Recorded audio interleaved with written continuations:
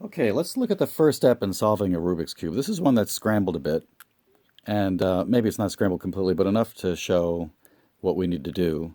And the first thing we want to do is build the white surface, and the easiest part is to build the white cross first, and you'll see why. If you try to do the corners first, you'll sometimes have a hard time getting the edge pieces in because you'll mess up the corners. So let's start with this.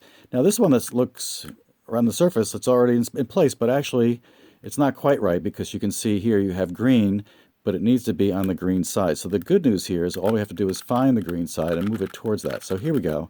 So now we have the first part of the cross, which is matching the green and white, and we have that edge. So the next edge would be red. So we have to look for red. Now here's a case where it's going to be oriented the wrong way. It's in the right position, but it should really be white on top and red on the side. And if we just kind of went like this and turned it around and brought it back, we'd have that working, but then we've messed up the green. So it turns out in this case you can just fix it by putting the green back like that. So that's one way to do it.